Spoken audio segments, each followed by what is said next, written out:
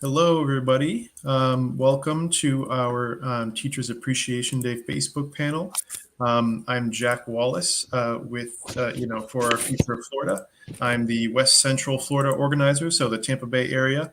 And I just wanted to, welcome everybody for tuning in. Like I said, today is a very special day.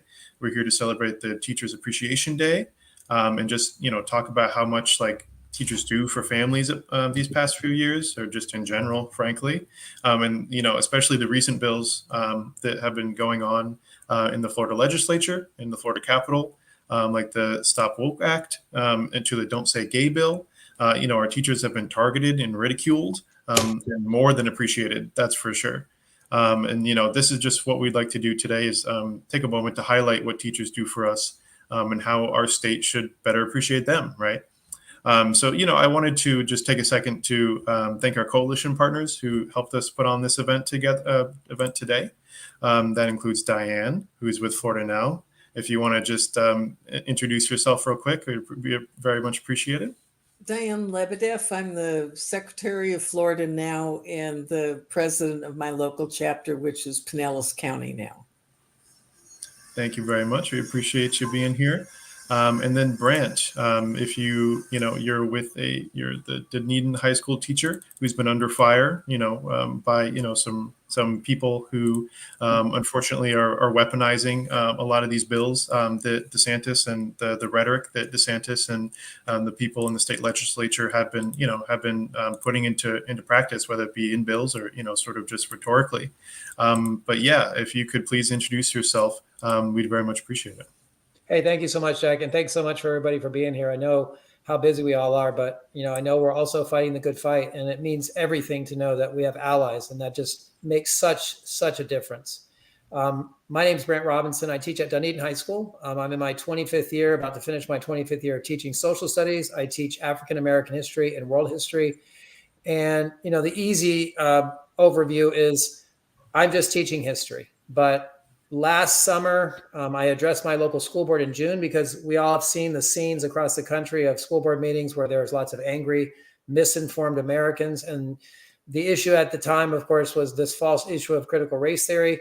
All I did was address my school board for 3 minutes to both educate them about what critical race theory was and was not, to tell them that it's not being taught anywhere in not only Pinellas County, but anywhere in America, and also urge them to stand in defense of the teaching of our history in its entirety. Long story short, the meeting at the next month, a woman spoke. She was very angry. She mentioned me by name. And then, long story short, the school year began last semester. The first semester, African American history was a one semester class. A young man enrolled in my class. He dropped the class after 3 days. You guys remember high school. That's not unusual to drop and add classes. I never got to know the young man, but then I found out his mother was the woman who spoke at the school board meeting. And she clearly enrolled him on my class so she could get a copy of my course outline and syllabus. I didn't learn that until 2 weeks later when a textbook appeal had been filed and a committee was formed. She made all kinds of false claims about my textbook. She lost her appeal.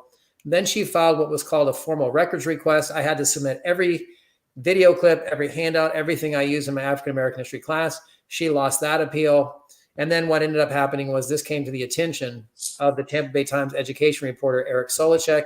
And in January, he did a wonderful article where he put everything in context. And as a result, I've been interviewed by the Washington Post and NPR.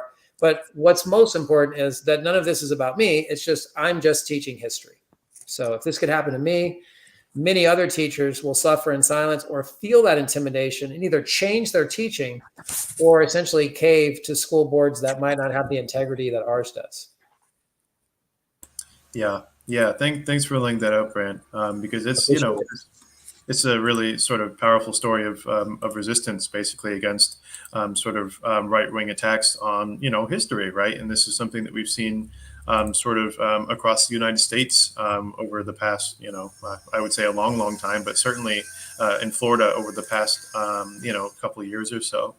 And so, that's sort of the very serious stuff, right? And, we are going to talk about that a little bit more. But, I just wanted to just do more of the appreciation part, right? And I just wanted to ask this question just to the panel at large. Like what are some of the things that teachers do for students that, like many people just like aren't aware of or just, just don't really realize or see, and that are really positive for those students. And, I'm sure Brant, you have lots of things to say, but maybe you can start off and then, we can, other folks who have some ideas can chime in as well.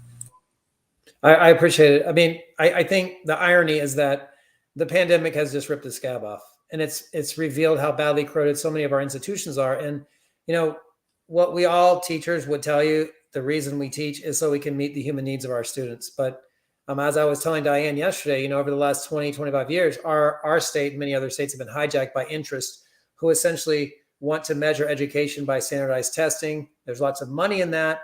But in the end, what it's meant is that a lot of us have gotten away from just being there for our students' basic human needs because we're under pressure to cover material. We're evaluated based on how well they do standardized tests. And somehow the pandemic, right from the beginning, my wife teaches at the same school. Somehow we just realized, you know what? We're just going to have to just do everything we can to do what we should have been doing all along, be there for our students. So we're incredibly proud of what we've done over the last couple of years. I mean, teaching face-to-face and online at the same time is a surreal experience I would never want to wish on my enemy. But the point is that we're very proud of the fact that we've done these things. And, for those who make accusations that we're trying to indoctrinate or teach our students to hate America, I mean, I'm just trying to make sure my kids have had enough breakfast. I give them half of a power bar on a regular basis. I'm just here to make sure that they're feeling okay. Long before the pandemic ever started, their human needs were being neglected, and so were their mental health needs. So, you name it, we do it. Yeah, no, and I mean, yeah, that's just sort of like some of the stories that we've heard, right, of just like a lot of high school students and or just students in general, right? I was still a college student when the pandemic started, and luckily, it didn't. It was just sort of my semester and a half, basically. But even then, being separated just from the teaching environment, being separated from your colleagues, being separated from even just your friends, and oftentimes a lot of people having to stay with their family, right, which may not necessarily be a safe space for them. And so yeah, it was tough. It wasn't easy, and I can only imagine. The students who've been going through this, like there are students who only know this, right, who have been sort of born into this pandemic that's only known schooling during a pandemic. And, my heart goes out to them for sure. But yeah, if anybody else wanted to speak on this topic of what you think some good things that teachers do that we should be appreciating that maybe we don't. Diane, did you have anything to add I here? looked at this from a couple of different perspectives, and when you really stop to think about what skills a teacher needs to have to be effective, you really have to appreciate the mastery that's involved. And I just want to lay these out. Remember, they have to master the subject that they're teaching.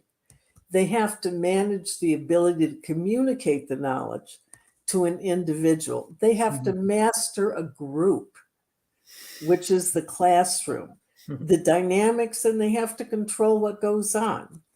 They have to be, and they're respected, solid citizens at the same time. When you think about all that they bring to the jobs that they have and the dedication that they show, you really have to appreciate teachers. So I want to start with just one small little personal story, which is I have a 2-year-old grandson. And my daughter, who's the mother, took courses in early childhood education. There isn't a day that goes by that I don't see her doing something that I never knew could be done with a child.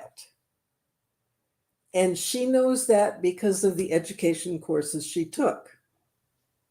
And that's true of every teacher. You learn how to teach and you learn your subject, and you really have to appreciate everything that goes into it. And in this environment, I think that there are a couple of things that we have to remember. There's a really new burden, and nobody's talking about it, which is, and it's in the statutes. How are you going to teach the parents to parent? because the parents are supposed to be able to come to the teacher to talk about instructional material, to talk about child development, to talk about what should be done with their child's health needs, their child's psychological needs, and the instructional material. What you're really talking about having our teachers not just teach the children, but teaching the parents. It's going to be really a heavy burden. So let's double the salary. That's the first thing I've got to say. Then we have a new characteristic in this environment, which is bravery. It really amazes me going back to the 50s when I was raised. Every kid I knew who had parents who were teachers, their parents were respected. They were solid citizens. Everybody appreciated what they did. This environment is very difficult for teachers. And I don't know what makes them the great victims out of all this. Why they became the political targets.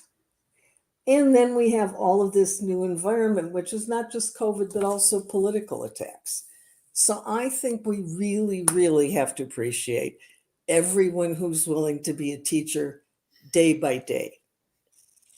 Diane, I just want to say that usually after I run off a very meaty list like that, I pause for a second and I go, no pressure. So, yeah. I think there's a lot of pressure. And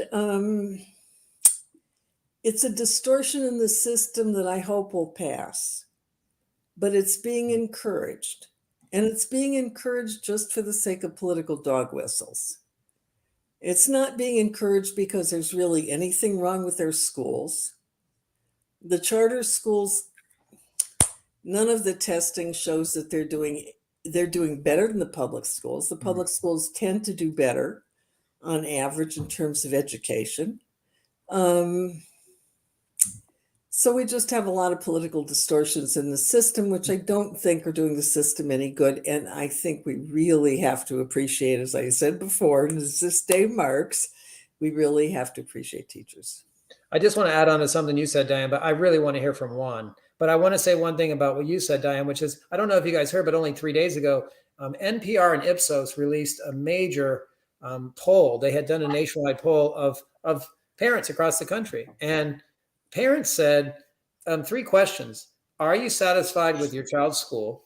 Are you satisfied with your child's teachers? And are you satisfied with what they're being taught? In all questions, at least 75% of the respondents nationwide said they were satisfied. So all of this whole false issue of parental rights, that's some good news out there, because what it tells us is that if you're running for re-election or you're running for election in November, you'd better stand up and recognize you actually still have much of the public on your side. They actually still do value, especially after the pandemic, they really do value their public schools. So that's some good news.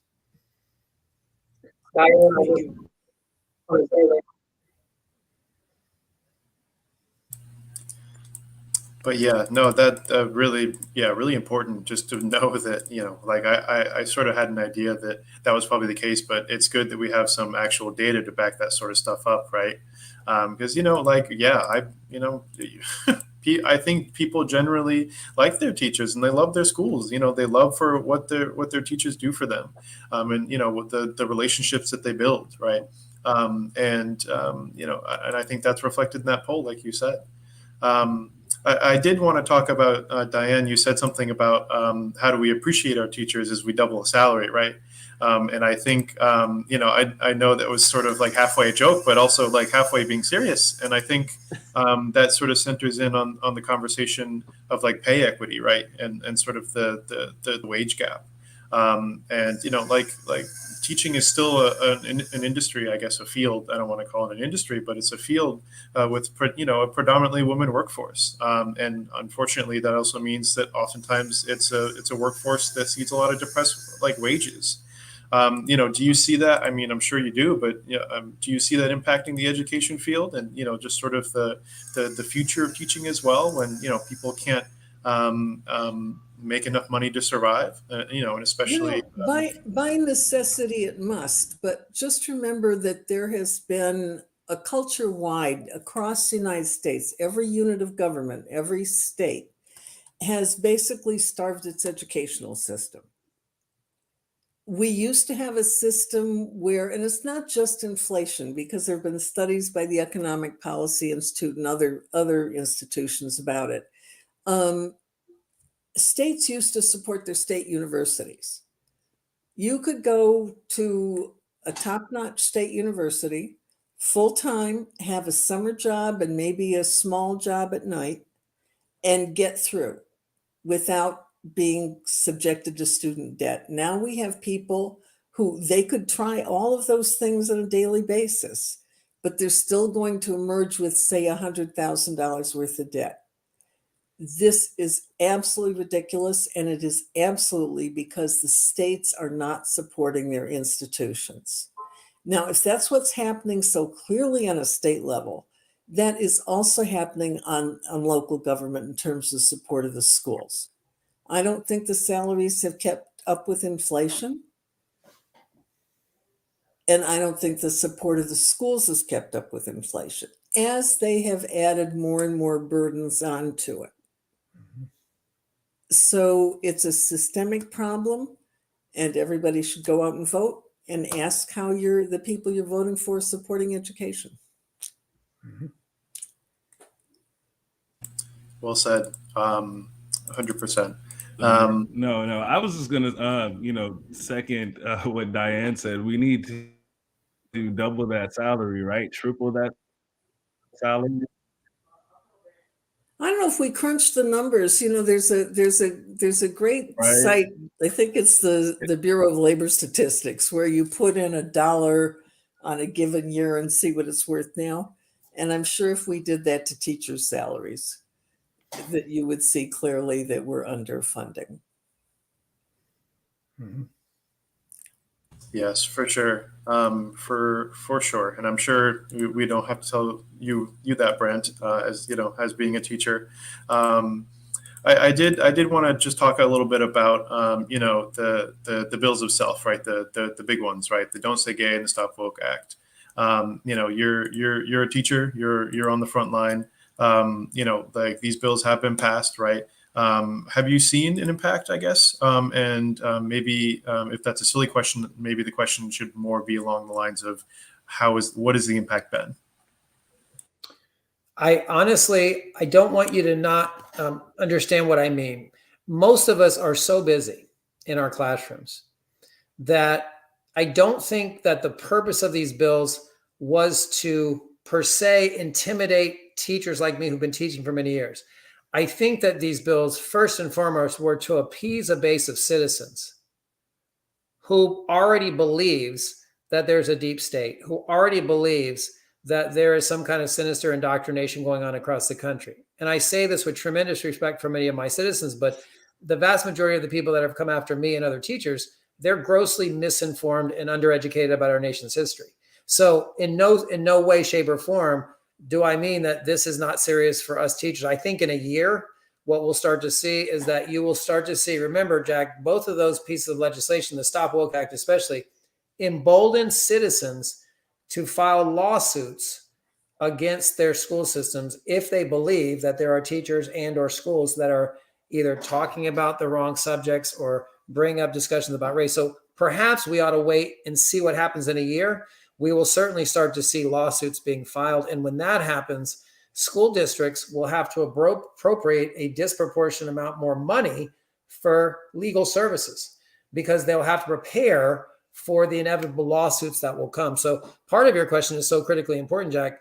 Part of it is that it may right now be too soon to tell because most of us teachers, we're just doing everything we can to make sure we can meet our students' human needs throughout the day. And if we have a couple of hours to go home and rest and maybe grade papers. So I really feel like what this is really about right now, at least first and foremost, is appeasing a base of voters who kind of believes a collective sense of the deep state, indoctrination, and not to mention, of course, we can't ever ignore the subject of race and systemic racism because this is all bundled in the whole mantra. When you talk about Make America Great Again, you're talking about a mythology of returning to an America that never was. And if you're an American who believes that your country is under attack, then naturally you're looking for people to point the fingers to. And those can be, quote, immigrants. Those can be teachers who are radicals indoctrinating you. So I think your question is critically important. I know we will revisit that question down the road because I feel like there will be more intimidation and there will be more lawsuits down the road. And let me echo what Brant said. There was a really interesting article on, there's a gentleman who has filed a complaint in every single county in Florida against the school system, saying that the Bible should not be part of the curriculum or taught because it has bestiality, rape, and other things in it. And the interesting thing about the article is it really laid out what a school system has to do when it gets these kinds of complaints. It has to set up a special committee. Those committee members have to have specialized training. They have to have special meetings. They have to have public hearings. Now, all of these things cost money. And they're going to be expensive, and they add a whole nother layer of bureaucracy, and who knows what they're going to end up doing. I mean, they may end up saying, "Yeah, sure, ban the Bible." They may say, "Oh, don't ban Judy Blume's book." I mean, the number of books that Maya Angelou, I mean, the authors that they want banned are phenomenal. And we don't quite know how it's going to play out, but I do know it's going to be tremendously complicated. Chances are there are going to be wildly divergent results from these review processes. I mean, remember there's Citrus County just had a library commission that decided not to renew the New York Times subscription. There are going to be things like that are going to come out of these groups. It's like the Chinese curse, they say, may you have an interesting year. Yes. We've certainly had an interesting couple of years here in the state of Florida, at least education-wise, probably most things-wise, but certainly education. It's really crazy, and like you said, Brant, the changes, maybe the effects may be more down the line, and like you said, Diane, like a lot of them probably will be monetary. And that like the school system, the already stretched to the limit school system, is going to have to cover for these things, that maybe they didn't have to 5 years ago, 10 years ago, that sort of thing. And so, I'm not exactly an expert on the budgetary stuff, where that money comes from, but I assume it's, sort of from all of a sort of a central fund that, will mean maybe there is less supplies for teachers in their classrooms, which, frankly, there aren't any already, right, is from what I've seen. But that, especially that monetary sort of aspect, is certainly one of the most important ones as well. Jack, I want to say briefly. Oh, I'm sorry, Diane. I just want to say briefly, Jack, that the issue with the Stop Woke Act and the possibility of lawsuits filed by parents. My social studies supervisor. Remember, we have 16 high schools here in Pinellas County. My social studies supervisor has already contacted all of us, because now what does he have to do? He has to anticipate all the different what we call teaching points. He has to go through all the social studies curriculum of several different courses and think, okay, when they teach about the Chinese Exclusion Act, or when they teach about redlining, or they teach about the Rosewood Massacre in 1923, now he's already got to go through all these possible teaching points of things that are just history, or the 1969 Stonewall riot that started the gay rights movement. These are all things that for many years we've all taught about, but now he has to go through all of these items just so he can possibly prepare for a lawsuit that might be filed. And that means he's got to talk to teachers and say, listen, now, if he was in a different county, would that conversation translate into just don't worry about those topics, right? Don't worry about that topic. Don't worry. And we know right now that depending on where you live in America, as Diane said, it's very divergent. That could translate into a school board that passes a resolution that says, we're just not going to talk about that subject, or we're not going to talk about that book. So, that says everything about local organizing. And while we have to make sure that whatever we do here in Pinellas, for example, we can replicate that in Orange County. But as Diane said, just as important as in smaller counties like Citrus or Clay. So like any successes we have, it's so critical that we network, because it's quite easy for us to replicate strategies. We're so used to working smarter and not harder because we have to, right? We're already overwhelmed and stressed. And I think a lot of what is being done at the legislative level is partly simply to just beat over the head to the point where people just give up. And we all know that there's a lot of our citizens who are just giving up, and they look to us, right? I don't think we're heroes. I think we're just people that were raised with values. We care about the collective good. We care about the social contract. And now, ironically, we're called radicals for doing that. So take heart, my friends. And, what's really fascinating is going to be to watch how this plays out, because some of this is so senseless that it's going to have to just get dropped in some way. I mean, how are you ever going to explain Harriet Tubman on a quarter? How are you going to explain Martin Luther King Day? I mean, there are just too many things. And also and Brant would know, Florida has adopted a curriculum that is involved in such minutia that they're going to have to somehow, the state maybe should take a lead on this in terms of examining what should or shouldn't be taught. Really go take a look at a grade level mandatory curriculum. You will be amazed at the number of items that have to be covered that are regulated. Mm-hmm. Not just American history. I mean, every single little itchy pitchy thing. And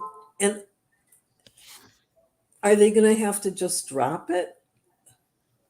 My concern is that it only takes one generation to regress. It only takes one generation to roll back right. So, like the five of us could easily say, like, for example, I have a straight son and I have a gay son. And my gay son in Georgia had to go to New York to get married, to marry the love of his life. That was before the Supreme Court ruled that gay marriage was legal. We've all seen tremendous changes. So I hope that we don't ever take that for granted, because we might think, wow, all this madness that's happening with critical race theory and don't say gay bills, you're thinking, no, but the country's moving in the right direction. But it's not moving because it's inevitably moving. It's moving because people like us made that happen. So we have to be very careful not to take for granted that these things can't just be rolled back. Because, look at what's happening right now with Roe versus Wade. So, we can see that right before our very eyes is a real test of the strength of the coalitions that we're building.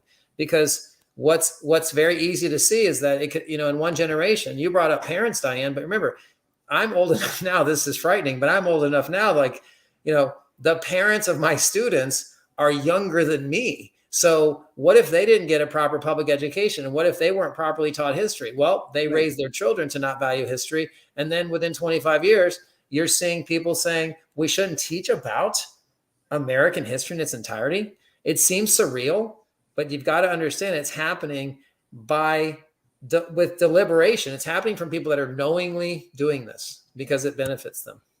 And the amazing thing is calling it the woke act. The anti-woke act. Why shouldn't every human being be woke? Be woke. Don't we want to train them not to be bullies? Don't we want to train them to be able to deal with each other in peace instead of bringing out brickbats and guns? That's the purpose of education. Yeah. Can you guys hear me clear now? We can hear you, Juan. You better go for it, buddy. We've been waiting for you. Yeah, I've been waiting to just jump in there and shout out my 5th grade teacher, Mr. Herrera, and my 12th grade business teacher, Miss Reichard. Got to give them a special shout out. But I was going to say, Diane, we were talking about doubling the salary, and we are truly living in a state where salaries are under attack if you're facilitating these kind of conversations now, or being a caregiver. And let's be honest, Brant, to me, you are my hero. You guys are with our kids, 7-8 hours a day, right? So, statistics, data even shows that some of these conversations are held on a day-to-day basis because our teachers in the school are safe and brave spaces. So what does that look like, right? We are under attack as citizens, and you guys as teachers and facilitators of knowledge are under attack by leadership in Florida that, quite frankly, are giving us things that we are not asking for. So I just wanted to say that we have to stand up as parents and appreciate our teachers. We need to do that more and more. We need to say when things are wrong, when we see things are wrong. We need to go to these school board meetings. We need to support the unions, these teacher unions. As parents, we definitely need to do, and that's one way we could definitely start in getting our voices heard, and then getting this leadership out of here is second, if not first, on the agenda, right? Amen. Yes, sir. Yeah, for sure. And that's, that's one of the things that we're sort of highlighting as for our future Florida, right? Is like, where's Rubio, right? Like, where's, he is our senator, for whether we like it or not. He is our senator right now. And so, we as, the citizens he's supposed to represent, should have a say in, what he's doing, right? What he's doing on the Capitol. And, frankly, we just haven't been seeing him at all. As Florida becomes like more and more difficult to like make ends meet, to teach, to live in, one of the big questions that we're asking for our future Florida is, like I said, where's Marco Rubio? And so we really want a senator who's going to like actually work to solve the problems that's impacting Florida's family.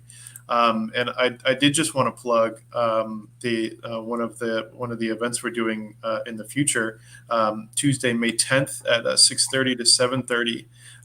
It's going to be a virtual event, but we're doing a letter to the editor training, in which we're going to help folks to sort of get trained up so that they can write these letters, so that they can let basically the public know, right? Like here's I am just another person, right, that Marco Rubio is supposed to represent.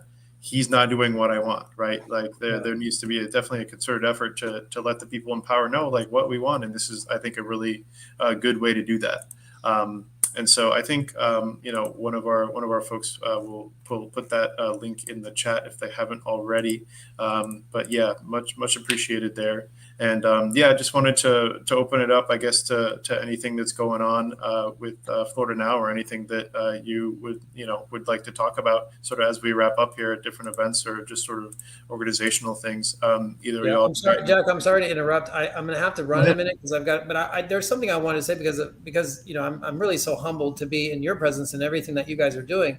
I want to make sure I strongly recommend, and Juan, thank you so much for reminding me of this, is that, I'm all about being the most respectful, the most dignified, the most positive person in the room. But I also believe that there's a time and a place to punch someone in the mouth, but to do it respectfully and dignified. And I think what I'm trying to say is that, when you plan an event or you plan some action for Rubio or DeSantis, you've got to stand up to, first of all, you've got to stand up to what they're saying. You've got to stand up and you've got to refute their claims. So whenever possible, you need to say to Marco Rubio, do you believe that our public school teachers are really trying to indoctrinate and teach students to hate America? Do you really believe that critical race theory is being taught in schools? Can you provide evidence, Senator? I feel like we've got to make a concerted effort to actually stand up, because as I mentioned, those poll results really tell me that a majority of parents in this country are actually satisfied with their public schools, which means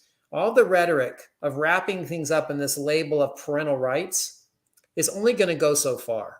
So many people are worried about this taking off, but actually we have the momentum, and we have most parents in the country are on the side of public schools, because public schools are the foundation of any healthy democracy. So I just want to urge you guys to make sure that whenever you have the possibility, whatever actions you're planning, make sure you also stand up and put it back on those people who so conveniently can make these claims, because we all know the only reason that people do things is because they can, and they'll keep doing them until people like us stand up to them. So I just want to say thank you for the opportunity. I'm so sorry to have to rush off. I've got to go down to Safety Harbor and attend this indivisible meeting, where the first issue, of course, is the imminent overturning of Roe. So exhale. So Juan, David, Diane, Jack, guys, thank you so much. I really appreciate the opportunity. And please be in touch, guys. Keep fighting the good fight, okay? Thank Y'all you take care. so much. Appreciate it. You have a good one. Yeah, you too. Take care.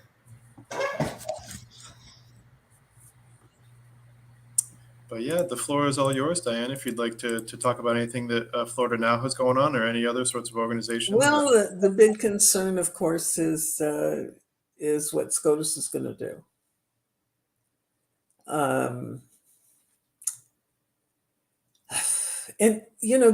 given that was my profession, it's really appalling that SCOTUS doesn't have a code of ethics, and I'd ask you all to remember that. You can, whenever you hear the stories about Ginny Thomas and whether Clarence Thomas should be voting on things, the things that you don't hear, but let me remind you, who was the judge who died when he was away on a retreat? The one who loved opera. Was it Scalia? I think it was Scalia. Anyway, he was away at a resort that charges probably about $1,000 a day, being treated by some group who frequently appeared in front of SCOTUS as a friend of the court. Now, this year there was a proposal that they have a modest ethics rule, that if two groups appeared as friends of a court on a given case that had treated the justice to a retreat, an honorarium, an award, a special thing, that they should recuse themselves. That little modest thing couldn't even pass. So I'm really not sure, and the reason I'm mentioning this is I'm not sure what Roberts is going to do, because they say that they're not sure where Roberts is going to vote on that opinion, because I think this is really trashing the court's reputation. So normally I'm not a big fan of demonstrations to affect court rulings, but in this case, I'd encourage anybody to go out there, because this is truly, truly a change in the separation of powers, to make it totally political, and also to mean that when a Supreme Court justice says something, wink, wink, it doesn't have to mean anything. So, that's the biggest thing. And then we've discussed pay equality. And the statistics are clear that where women or minority people take up a large part of the population, teaching, care workers, that they are severely underpaid. And, you have to start thinking whether Florida services aren't going to crash from the bottom if all of the workers in those areas are eroded away because they can't live here. We assume it's going to keep on, or people at the top of the heap assume it's all going to keep on working. It's not going to always keep on working. They're not going to get the services they want. They're not going to get the deliveries they want. Things are going to be troublesome. But I think this has been really great, and I truly appreciate teachers. Brent was just a wonderful addition. Absolutely. What a stellar example. Absolutely. He's on the ball. It seems like he's been on the ball, and I'm sure he will continue to be on the ball. But I think that's about wraps it up for us here today. I appreciate everybody who stopped to watch and listen, and to hear us speak on this very important issue, as we've sort of laid out over the course of the last 30-40 minutes or so. But yeah, I appreciate everyone for tuning in, and definitely just want to plug that Where's Rubio training, letter to the editor training one last time. I know that it's in the chat, so anyone who's interested, definitely please sign up. I wanted to thank Brant again. I know he's gone, but I'll send him another text to let him know that he was awesome and that we very much appreciate him. And Diane as well. We very much appreciate you being here. And David and Juan, great talk, guys. And I think we'll be having more of these soon. So I appreciate everybody being here, and yeah, thank you very much, y'all. Okay, it was a pleasure. Later, Gators.